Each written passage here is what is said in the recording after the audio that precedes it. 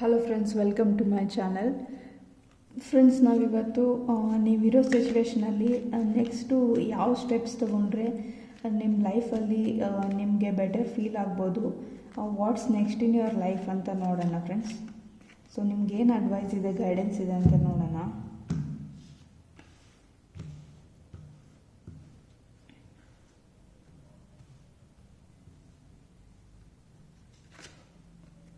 So friends, at present ಸಿಚುವೇಷನಲ್ಲಿ ನೀವು ಸ್ವಲ್ಪ lazy ಆಗಿರ್ಬೋದು. ನಿಮ್ಮ ಪ್ಲ್ಯಾನ್ಸ್ ಬಗ್ಗೆ, ನಿಮ್ಮ ಗೋಲ್ಸ್ ಬಗ್ಗೆ ಮತ್ತು ನಿಮ್ಮ ಲೈಫ್ ಬಗ್ಗೆ ಲೇಸಿನೆಸ್ ಇರ್ಬೋದು. ಆ ಲೇಸಿನೆಸ್ಸಿಂದ ಹೊರಗೆ ಬಂದು ಆ್ಯಕ್ಷನ್ ತೊಗೊಳ್ಳಿ ಅಂತ ಹೇಳ್ತಿದೆ. ನಿಮ್ಮ ಲೈಫ್ ಬಗ್ಗೆ ನೀವು ಆ್ಯಕ್ಷನ್ ತೊಗೊಳ್ಳಿ ಅಂತ ಹೇಳ್ತಿದೆ. ಸೊ ನಿಮ್ಗೇನಾದರೂ ಆ್ಯಂಬಿಷನ್ಸ್ ಇದೆ ಲೈಫಲ್ಲಿ, ಅದ್ರ ಬಗ್ಗೆ ಥಿಂಕ್ ಮಾಡಿ ಅಂತ ಹೇಳ್ತಿದ್ದಾರೆ ಫ್ರೆಂಡ್ಸ್. ಸೊ ನೀವು ಕೇರಿಂಗ್ ಮತ್ತು ಎಮೋಷ್ನಲ್ ಪರ್ಸನ್ ಆಗಿರ್ಬೋದು ಅಂತ ಹೇಳ್ತೀನಿ ಫ್ರೆಂಡ್ಸ್. ಸೊ ನೀವು ತುಂಬಾ ಬೇರೆಯವ್ರನ್ನ ಒಳ್ಳೆ ರೀತಿಯಾಗಿ ಟ್ರೀಟ್ ಮಾಡೋ ಕಂಪ್ಯಾಷನೇಟ್ ಮತ್ತು ಸಿಂಪಥೆಟಿಕ್ ಪರ್ಸನ್ ಅಂತ ಹೇಳ್ಬೋದು ಫ್ರೆಂಡ್ಸ್. ನಿಮ್ಮದು ಕ್ಯಾನ್ಸರ್ ಮತ್ತು ಜೆಮಿನಿ ಸೈನ್ ಆಗಿರ್ಬೋದು.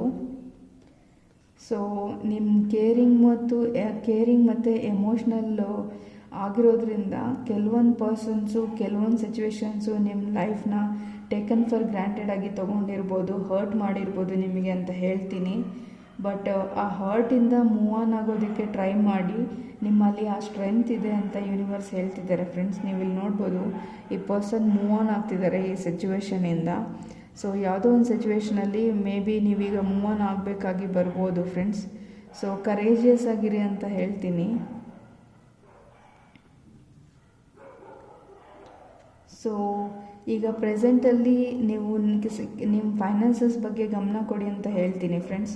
So it's a very good time for you to grow financially. ಹಾಗಾಗಿ ನೀವು ಫೈನಾನ್ಷಿಯಲ್ ಸ್ಟೆಬಿಲಿಟಿ ಬಗ್ಗೆ ಥಿಂಕ್ ಮಾಡಿ ಮತ್ತು ಎಮರ್ಜೆನ್ಸಿ ಫಂಡ್ಸ್ನ ಬಿಲ್ಡ್ ಮಾಡೋದಕ್ಕೆ ಫೌಂಡೇಶನ್ ಹಾಕ್ಕೊಳ್ಳಿ ಅಂತ ಹೇಳ್ತೀನಿ ಫ್ರೆಂಡ್ಸ್. ಸೊ ಎಮರ್ಜೆನ್ಸಿ ಫಂಡ್ಸ್ ಅಂದರೆ ಗೊತ್ತಿಲ್ಲ ಏನು ಅಂತಂದರೆ ಫ್ರೆಂಡ್ಸ್, ಸೊ ನೀವು 6 ಮಂತು ಇಲ್ಲ 1 ಇಯರು ಜಾಬ್ ಮಾಡಿಲ್ಲ ಅಂದರೂ ನೀವು ಫೈನಾನ್ಸಸಲ್ಲಿ ಯಾವುದೇ ಡಿಫಿಕಲ್ಟೀಸು, ಯಾವುದೇ ಪ್ರಾಬ್ಲಮ್ ಫೇಸ್ ಮಾಡ್ತೀರಾ, ಫೈನಾನ್ಷಿಯಲಿ ನೀವು ನಿಮ್ಮ ಫ್ಯಾಮಿಲಿ ಸ್ಟೇಬಲ್ ಆಗಿರುತ್ತೆ ಅಂತಂದರೆ ಅದನ್ನು ಫೈನಾನ್ಷಿಯಲ್ ಸ್ಟೆಬಿಲಿಟಿ ಅಂತ ಹೇಳ್ತಾರೆ ಫ್ರೆಂಡ್ಸ್. ಅದನ್ನು ಎಮರ್ಜೆನ್ಸಿ ಫಂಡ್ಸ್ ಅಂತ ಕರೀತಾರೆ. ಸೊ ನೀವು 6 ಮಂತ್ಸ್ 1 ಇಯರ್ ಜಾಬ್ ಮಾಡಿಲ್ಲ ಅಂದರೂ ನಿಮಗೆ ಪ್ರೆಸೆಂಟಲ್ಲಿ ಇರೋ ಮನಿ ಜೊತೆ ನೀವು ಫೈನಾನ್ಷಿಯಲಿ ನಿಮ್ಮ ಲೈಫ್ನ ಲೀಡ್ ಮಾಡ್ಬೋದು. ಆ ಥರ ಸಿಚುವೇಷನ್ನಲ್ಲಿ ನಿಮಗೆ ಎಮರ್ಜೆನ್ಸಿ ಫಂಡ್ಸು ಬಿಲ್ಡ್ ಮಾಡಬೇಕು ಅಂತ ಹೇಳ್ತೀನಿ ಫ್ರೆಂಡ್ಸ್.